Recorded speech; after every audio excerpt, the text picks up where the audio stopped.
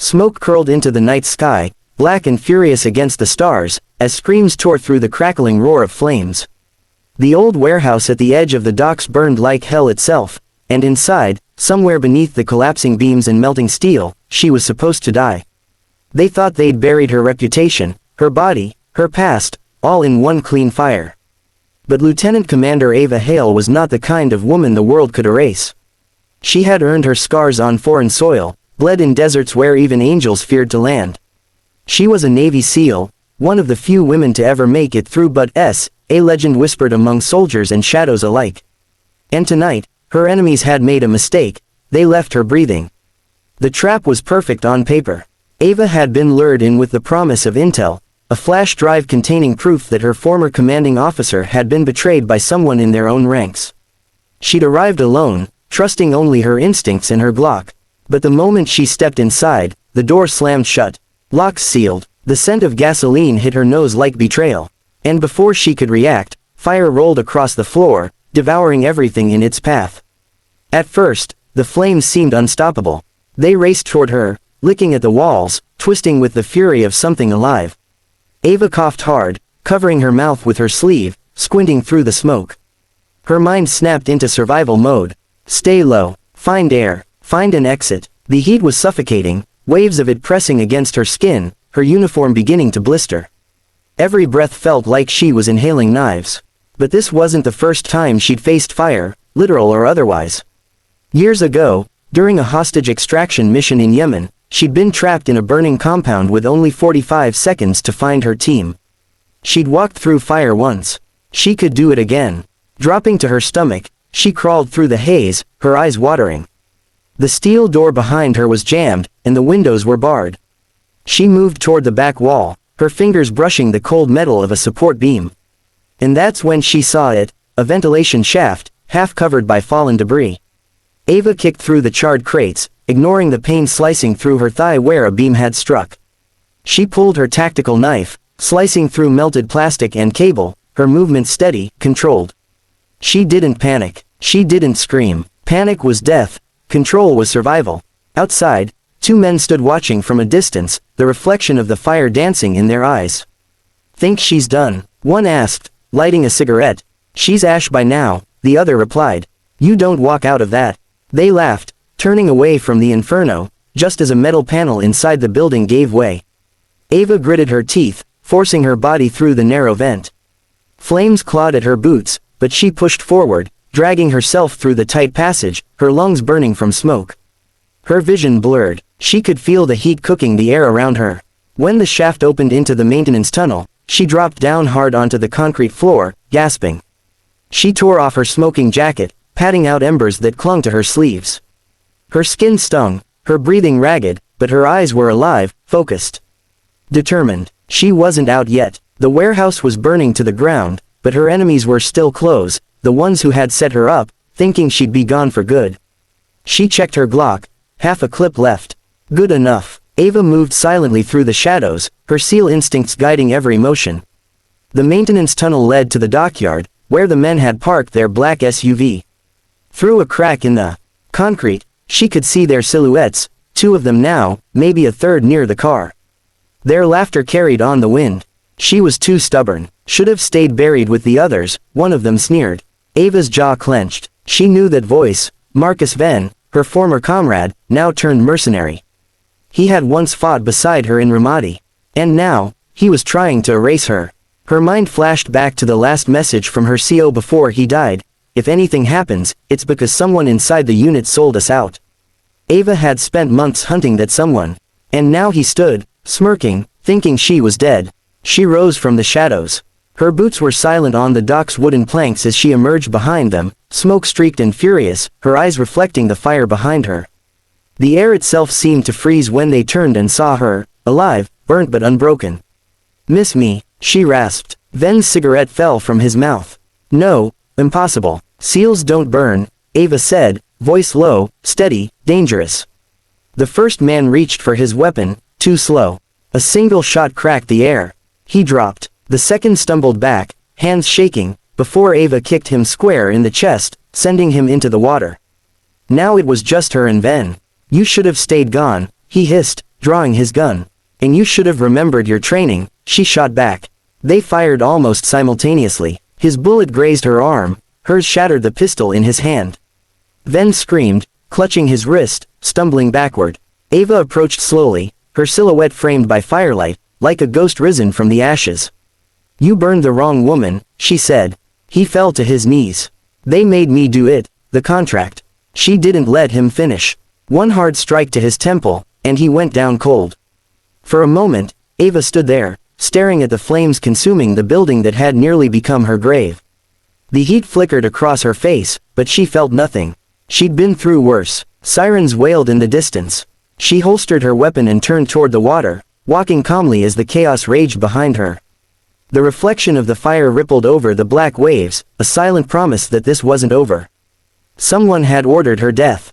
Someone higher. And Ava Hale, the woman they thought they could burn, was coming for them next. As the fire engine screamed closer, she disappeared into the night mist, her figure fading into the fog like a ghost forged in flame, her heart steady, her purpose clear. The hunt had just begun. By dawn, the fire was nothing more than a skeleton of smoke. The warehouse had collapsed into the water, leaving behind charred metal and blackened wood, but no body. The arson report called it an accident. The men who had set the blaze vanished before sunrise. But the city would soon learn that not everything burned stays dead. 2 nights later, the same men gathered again, this time in a private hangar outside Norfolk, Virginia. A jet waited on the tarmac, engines idling, bound for somewhere far from the U.S. mainland. Marcus Ven's right-hand man, Cole, paced nervously, checking the manifest again and again. His hands shook when he lit his cigarette. "You sure she's gone?" he asked, voice tight. Ven glared at him from the corner. His right arm was in a sling, a bandage still fresh from where Ava's bullet had torn through his wrist. His pride hurt worse than the wound. "She's dead," Ven growled. "I saw the place go up. She couldn't have made it out alive." But even as he said it, a part of him wasn't sure. The image of her walking out of that inferno, eyes blazing like molten steel, haunted him. "You don't see seals die," he muttered, almost to himself. "You make damn sure they do." Outside, rain began to fall, soft at first, then heavy, a curtain of storm sweeping across the runway. The thunder drowned out the sound of boots hitting the gravel behind the hangar. Ava Hale moved like smoke. Dressed in a tactical wetsuit and dark combat gear, she had arrived through the canal system that ran beneath the airfield perimeter. Every step was deliberate, silent, her pulse calm. Her burns still hurt, but she treated them with the precision of a medic. Pain was nothing new. It was a reminder she was still alive. Inside, she heard them, 4 men, all armed, packing crates of weapons marked with fake humanitarian logos. The same arms pipeline she'd been investigating before they tried to erase her. Ven was the link, but he wasn't the source. Someone much higher was moving these shipments, and tonight, she'd find out who. Her earpiece crackled softly. Echo 2, in position, came a whisper. It was Chief Daniel Ross, her former teammate from SEAL Team 5. When she'd surfaced after the fire, burned and barely breathing, Ross had been the one to find her. He'd gone off book to help her. No authorization, no backup, just loyalty. "Copy," Ava whispered. "No kill shots unless fired upon. We need Ven alive." "Understood," Ross replied. "And Ava, yeah, let's finish what they started." She smiled faintly. "You read my mind." The rain outside masked their entry. 2 shadows, ghosts, slipped through the side entrance, taking positions behind the crates. When the first guard turned, Ava struck. A sharp elbow to the jaw, a sweep of her leg, and the man went down without a sound. She caught his rifle mid-fall, flipping the safety off. Cole barely had time to react before a flashbang rolled across the hangar floor. The detonation sent the room into chaos, white light, ringing ears, shouts of confusion. "Contact," someone yelled. Ava emerged through the smoke, moving with terrifying precision. Every motion was instinctive: aim, fire, move, cover. Her shots were controlled, disarming, disabling. The men around her fell, one by one, until the only sound left was the hiss of the rain through the hangar's cracked roof. Then came the slow clap. Ven stepped out from behind a stack of crates, a pistol aimed squarely at her. His smirk was gone. His eyes, once arrogant, now burned with desperation. "Guess you really don't burn," he sneered. "Guess you still talk too much," Ava replied coldly. "You think this ends with me?" Ven said, lowering his weapon slightly. You have no idea who you're fighting. Oh, I do, Ava said. And I'm bringing it all down. He chuckled darkly. Then you'll die trying. Before he could pull the trigger, Ross appeared behind him, pressing the muzzle of a suppressed pistol to the back of Ven's neck. Not tonight, Ross said. Ven froze. His pistol clattered to the ground. Ava moved closer, her face inches from his. You set me up, she said quietly. You burned me alive. Why? Ven hesitated, then smiled, a crooked, defeated grin. Because you were getting close. Too close. The Senator's contracts, the offshore accounts, you think they'd let some hero expose that? Names, she demanded. He shook his head. You don't scare me, Hale. Ava tilted her head slightly.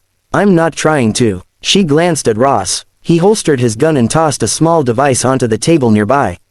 It blinked red, a live transmission feed. Say hello to command, Ava said. Ven's face drained of color as he realized the whole confession had just been broadcast to a secure Navy channel. Within seconds, Tactical Command would have every word recorded, every name, every crime. You set me up, he whispered bitterly. You set yourself up, Ava said. I just gave you the microphone. Sirens wailed again. Not fire trucks this time, but Navy MPs, their vehicle skidding to a stop outside the hangar. Ven lunged, but Ava was faster. One sharp strike to his chest sent him sprawling to the floor. Ross cuffed him, dragging him to his knees as the door burst open and military police stormed in. By the time the MPs took control, the storm had begun to break. The rain eased, the air heavy with the smell of jet fuel and gunpowder. Ava stood in the doorway, watching as Ven was loaded into a transport van, his face pale and hollow. Think that's the end of it? Ross asked, stepping beside her. She shook her head slowly. No, Ven's a pawn. Whoever signed those orders, they're still out there. You gonna chase them? Ava glanced at the sky, where the first hint of dawn cut through the clouds like a blade. You don't let a fire die halfway, she said. Ross smiled faintly. Then I guess I'm staying on the team. She looked at him, a flicker of warmth breaking through her hardened exterior.